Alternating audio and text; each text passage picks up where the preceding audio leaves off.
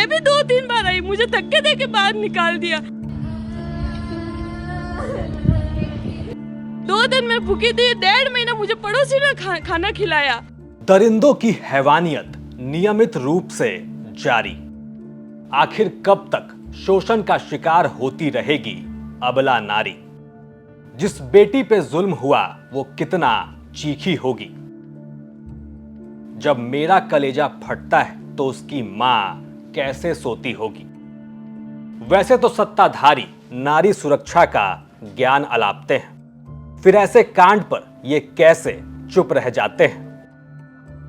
और जहां हम मंदिरों में महिलाओं को देवी मानकर पूजते हैं, वहां सवाल है कि असल जिंदगी में हम उन्हें कितना सम्मान देते हैं। इसका एक नजारा आज आपको पाली में दिखेगा, जहां एक बहू और कहीं नहीं अपने ही घर जाने के लिए तड़पती रही, पत्थर खाती रही, रोती रही, चिल्लाती रही, लेकिन उसे घर के अंदर जाने देना तो दूर, वो दहलीज पर खड़ी रहती है और उसके ऊपर पत्थरों की बरसात होती है।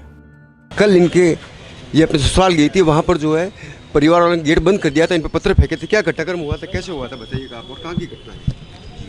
तो 11 तारीख को मेरी पेशी थी, तो मैं जोधपुर गई थी। जोधपुर से मुझे आईजी आपका ससुराल जोधपुर में है? जोधपुर रोहित है, ससुराल रोहित में। तो फिर जो पेशी करके मैं फिर रोहित पहुंची तो घर पे लॉक लगा दिया था, मेरा पूरा सामान घर का बाहर फेंक दिया था ससुराल वालों ने।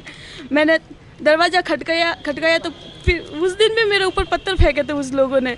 तो मैं चली गई वहाँ से और थाने गई तो थानेदार गंदी थी पुलिस। मैंने पूरे दिन वेट किया थानेदार का, पाना मैम का, लेकिन वो उधर नहीं आए।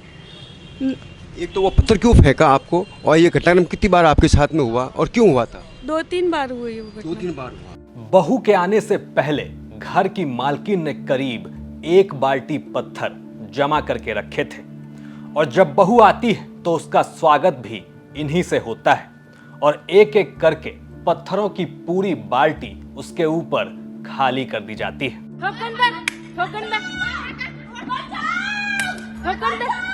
वीडियो बनाई लो।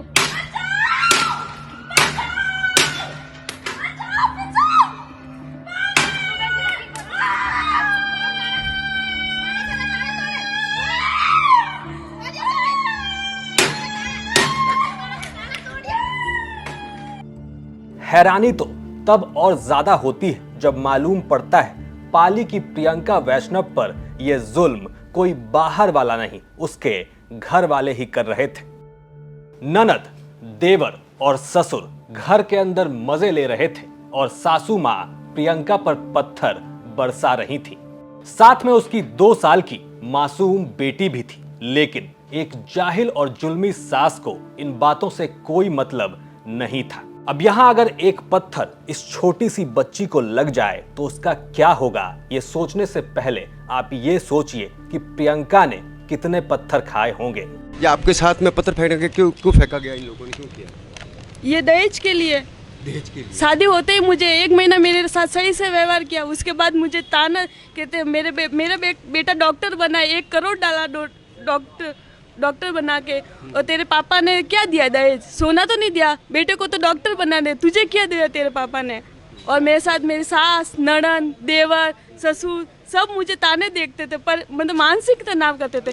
फिर पेट में ये बच्ची थी मेरे, तो इसके पापा को मैंने बोला कि मेरे घर ये क्यों कर रहे हैं, कि सब सही हो जाएगा। उन्होंने मेरे को विश्वास दिलाया कि सब सही हो जाएगा बाद में।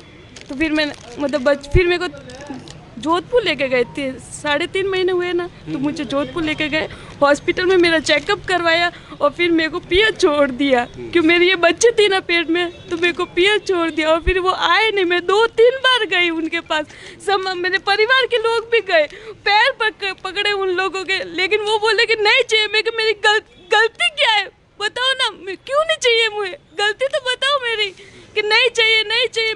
मैं भी 2-3 बार आई, मुझे धक्के दे के बाहर निकाल दिया। अभी मैं पुलिस के थ्रू अंदर भी गई थी, तो पुलिस वाला बोला कि हम अंदर नहीं डाल सकते तुमको, तू खुद जा सकती, लेकिन हम कुछ नहीं कर सकते तेरे लिए। तो मैं खुद गई अंदर, धक्के मुक्के की, तो मैं अंदर बंद हो गई। फिर उन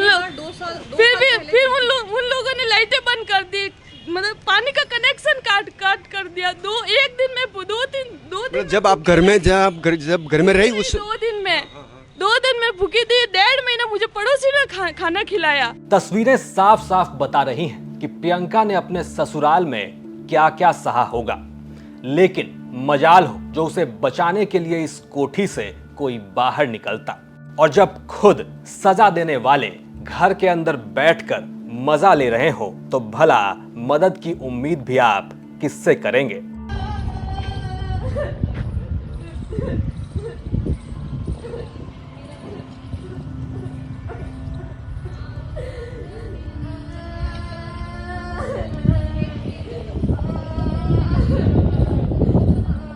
दो 2022 में प्रियंका जब पाली के धीरज वैष्णव से शादी करती है तो उसने भी कहां सोचा होगा ससुराल में उसका स्वागत पत्थरों से होगा। पथराव आप जब आप घर के बाहर थे? ननद और सास ने पथराव किया। हाँ, ननद और सास और सब अंदर ही थे, देवर ससुर नंदोई भी साथ ही था, वो जीतू नाम का। हालांकि शुरू में ले देकर सब कुछ ठीक था, लेकिन जैसे ही धीरज को मालूम पड़ता है कि प्रियंका एक बेटी को जन्म देने वाली है, उसका रंग बदल जाता है। साथ ही वो अब डॉक्टर बन चुका था और उसे और दहेज भी चाहिए था, क्योंकि इन जैसे लोग कहते और समझते हैं कि जितनी अच्छी नौकरी होगी दूल्हे का उतना ही अच्छा रेट होगा। अब चूंकि शादी के वक्त धीरज डॉक्टर नहीं थे तो जाहिर है दहेज में उतना अच्छा रेट नहीं मिलता। तो आखिरकार डॉक्टर धीरज वैष्णव और उनका परिवार अपनी असलियत पर उतर जाते हैं। यहां तक कि धीरज की बहन प्रियंका के भाई को रेप केस तक की धमकी देती है। ये मतलब 3 घंटे से पड़ी थी घर के बाहर गर्मी में, और मैं पानी पिलाने लड़की है तो मेरे को घर से बाहर मैं पानी पिलाने जा रहा था तो उसके काका ससुर है सरवनदास की वाइफ, वो ऐसे साड़ी उतार के तू पास आएगा, हाँ पानी पिलाएगा तो मैं तेरे पे रेप केस करूंगी, मेरे को ये धमकी दी उन्होंने और मेरे को पास आने नहीं दिया। अब यहाँ कितने अपराध हुए। एक बहू जिसने एक बेटी को जन्म दिया, उसे उसी के घर से पत्थर मार मार कर निकाला गया।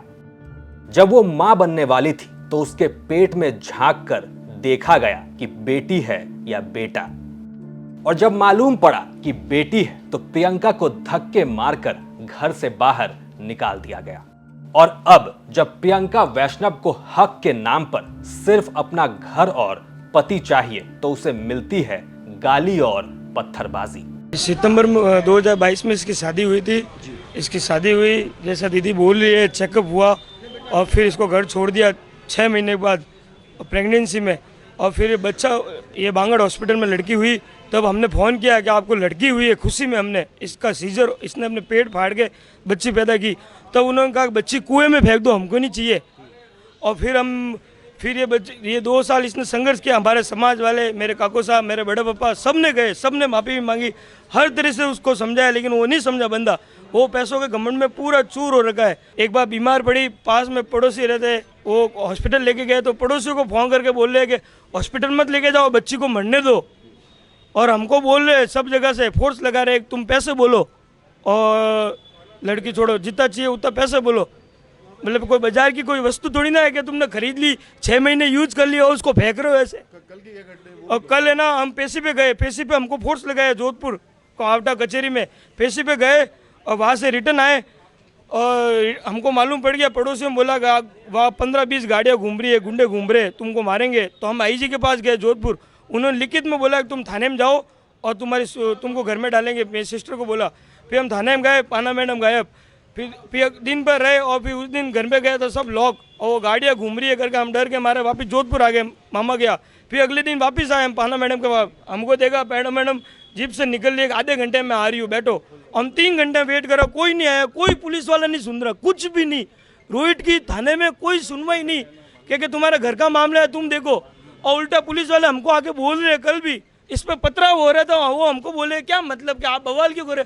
अरे यार वो पत्थर मार रहे, वो मेरे बहन को मारे, मैं बवाल कर रहा हूँ। जब एक इंसान पढ़ लिख कर खुद को खुदा समझने लगता है, बड़ी नौकरी पाकर खुद को बड़ा बाबू समझता है, और जब उसे परिवार की जगह सिर्फ और सिर्फ पैसा नजर आता है, तब वो डॉक्टर धीरज वैष्णव बनता है।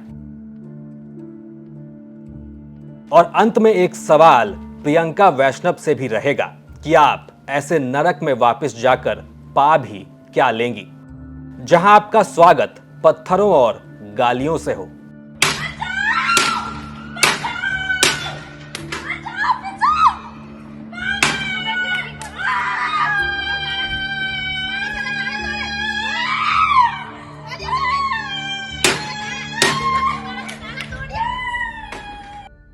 आप चाहे आंसू बहा लो या खून, क्या ये लोग बदल जाएंगे?